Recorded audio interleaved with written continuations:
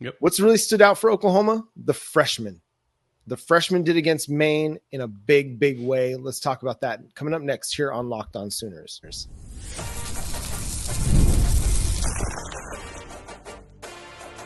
You are Locked On Sooners, your daily podcast on the Oklahoma Sooners. Part of the Locked On Podcast Network, your team every day. The freshmen really stood out against Maine, in particular, the offensive line freshman, Eddy Pierre-Louis, Isaiah Autry-Dent, and then the redshirt freshman, Logan Howland. I know he took a lot of heat after the South Carolina game, getting his first real extended action in the Ole Miss game, in the Ole Miss game against, again, really good defensive edge players for the Rebels, but he looked good in this one against Maine. Now, it's just Maine. We're not going to get out over our skis talking about, all right, Logan Howland is the answer, but it's a step in the right direction. Eddy Pierre-Louis showed the physicality, the toughness, the athleticism that you wanted to see. Isaiah Autry-Dent was solid as could be in his first collegiate game. Huge. Yeah. Yeah, and he got that nice little penalty that everybody loved. Mainly because it was just nasty, right? Yeah. What we want is some guys to go out there and get a little violent, get some hits in there, show us that they care. And he did that. And he did it in a very good way. I mean, that was a great example of a guy going out there to get a pancake. He ran through the dude, fell on top of him, and then as he was getting up, he got that flag. Yeah. It was a little extra, but at the same time, you want that. You even saw that on the defensive side. Danny Okoye got that penalty on the quarterback, unfortunately, that took away Reggie Power's interception. Yeah, based upon his dad, he said, that counts. That's an interception, darn it. We're going to take that interception and we're going to accept it. But no, what I'm thinking, though, on the offensive line, Logan Howland, as a redshirt freshman, he did good in this game. Again, it's his main. He wasn't the best against Ole Miss when he got thrown out there in replacement at left tackle, but I don't think that Missouri's rush is as lethal. As you mentioned, Ole Miss, one of the best defensive lines in the country. They have one of the best ones that money can buy because a lot of those dudes are transferred and they're really talented transfers. So the expectation was that they were going to be good no matter what. The question, I guess, now is based upon who we're playing, in which we're not going up against really any elite defensive lines the rest of the season, thank goodness. Can he hold up against Missouri this coming weekend? And I think this weekend is going to probably be the game to give you the example. I don't expect to see either one of the Jakes for the rest of the season. Not saying they're both out for the rest of the season, but I do think Sexton's probably done, but I don't know about Jake Taylor. I'm just going to assume that he's done for the season too, since we haven't seen him in a couple of games. It's maybe time for the freshmen to go out there and play Logan Howland more. Go ahead and throw Isaiah Autry-Dent out there at the other tackle. Daniel Akinkumi got a little bit of time. Go ahead and get him prepped to be able to be the backup. I mean, as much as it probably makes more sense to play Spencer Brown because he's the veteran, I kind of want to see the freshman out there play instead. Let me see him go out there and show us that he's ready and then basically build him up going into next season. Yeah, Spencer Brown gives you a veteran presence, but do you really need that when you've got Troy Everett at center, when you've got Febechi Wiwu at guard? And he's been getting better too. Yeah, he is getting better. Play the guys that have the upside in Isaiah Autry-Dent, in Logan Howland. You're going to have some issues at times. You're going to have some freshman mistakes. That's just the way it's going to go. We've seen it with every freshman, whether it's elite players like Taylor Tatum and the fumbles, whether it's a guy like Michael Hawkins, who's great one play and shows you he's a freshman on the next play. About the only ones that haven't had those freshman mistakes are Jaden Jackson and Eli Bowen. They've just been rock solid the entire time they've been on the field. But generally speaking, at offensive line, where, quarterback, running back, you're going to run into some of those issues. Better go ahead and get those out of the way now so that you can build on it and grow going into the next season. If Isaiah Autry-Dent gets 4 games against really good competition, 3 games in particular against really good competition against Missouri, Alabama, and LSU, if EPL, I'm sure he's going to play 2 more games in this season so that they can preserve that red shirt. He's going to get good experience. Logan Howland, same thing. If they can get that experience the rest of the way, it's going to help prepare them for next year, when there's a chance that they have to be your tackles next year, unless you go portal shopping again. I mean, you're likely to bring in Michael Fasusi and Ryan Foje, but how ready are they going to be competing for snaps year one in the SEC? We won't know that. So you need to get these guys prepped and ready for big time roles.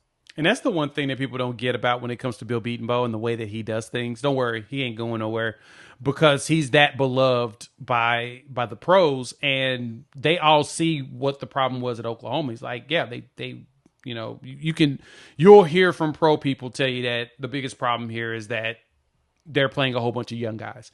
And they, like I said, because Bedenbaugh is so beloved, he's going to throw those dudes out there and say, hey, I need you to learn how to play all positions here because just in case there may be a moment I got to pull you in to play one of these other spots.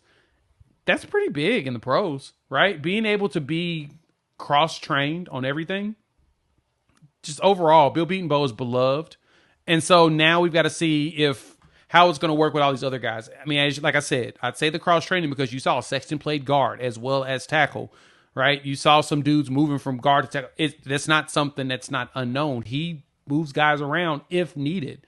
We've had 8 different configurations in the last 9 games. We're going to have our 9th different configuration going into our 10th game. That is just wild to say. But the good thing is the one spot that we've had continuity over the last 4 to 5 weeks is guard, center, guard. Weiwu has been there all season. Ozeta has built himself up to where he's playing a lot more. Troy Everett, now that he's healthy, he's been our center in the last 3-4 games.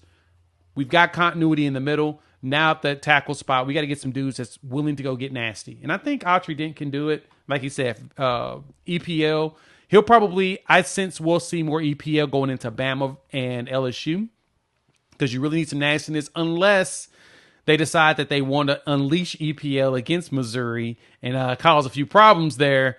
And then say, all right, we'll play you again against LSU at the end of the season. You know, one thing that really stood out in Eddy Pierre-Louis' game is there was a highlight. I want to say it was the Barry and Mac show, one of those guys that shared it on Twitter, where EPL is engaging with the center on a double team on the defensive tackle, but notices a blitzer coming to his gap. He immediately releases, catches the blitzer, and he's physical when he meets him in the hole. You know, it was just snap, right there, right where he needed to be. And it was really, really good for a true freshman to recognize that that was coming, get off of his guy and do his job. And listen, so much of some of the pass protection issues that Oklahoma's had this year has simply been from not understanding when to come off your combo block and make sure you're blocking a guy that's got a free run at your quarterback. So that was a really encouraging sign. I think if you can finish this season feeling good about one of your young tackles, feeling good about Heath Ozida at guard and Troy Everett at center and Fabechi Weiwu or Eddy Pierre-Louis at the other guard, then I feel like you've got something to build on. You know, you won't have the massive turnover like you had last year. So at least you can go into this offseason with a group of guys that will all be back. And then you're going to add depth to that and add talent to that. And it gives you an opportunity to develop a better and more cohesive offensive line for 2025. Yeah, and that's what you want to do. You got to go ahead and looking toward next season. I mean, looking at the numbers, looking at how we finished so far. At this point, you're preparing for next year. I mean, you want to go to a bowl game. That way you can get the extra practices. You win this game that sends you to a bowl game, which is exactly what your goal is. Win against Missouri. Then you can start looking at bowl game. Looking at the bowl game, you can start looking at prepping for next season. That's what's most important. Be competitive the last few games. But we're looking at the line now growing. They've got an opportunity. They were thrown in the fire, and they started to build themselves up. And again, if you've paid attention to them as the season has progressed, the line got better. The line got better against Ole Miss until we had another injury. I don't expect us to have that many injuries, but I do expect us to have a lot of dudes return. That way, if an injury does happen, guys are ready to play now. Mm-hmm. And you don't have a whole bunch of freshmen that's out there, green, just trying to figure out where they need to be. They'll have more time in the playbook. Look, I think that EPL probably would have gotten a lot more playing time. We may have burned his red shirt if he had came in the spring. It's just he didn't have enough time to really ingest the entire offense. And John, if it goes the way that I kind of expect it to, as far as the training goes, man, EPL may be fighting for that left guard spot. I mean, you could, in a real sense, have a legit competition at every offensive line spot next year. And all those young boys. Oh, man, that'll be so much fun. I mean, then at that point, they'll know the offense, and I think that they'll be violent.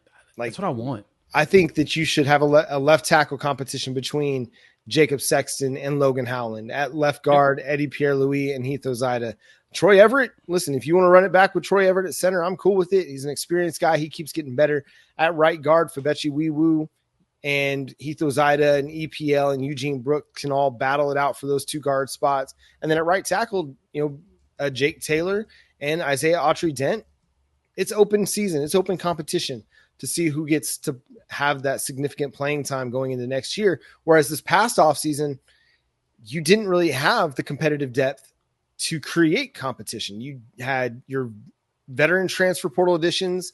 You had some young guys that you were hoping to develop, and it just never really materialized because everybody was dinged up all off season long. So hopefully the injuries regress to the mean a little bit, and you're not as devastated by injuries next year, because that would just be crazy bad luck if you go another year with this many injuries to the offensive line to wide receiver. Speaking of wide receiver, who's going to be starting at wide receiver for Oklahoma coming up next weekend? We'll discuss here on Locked On Sooners.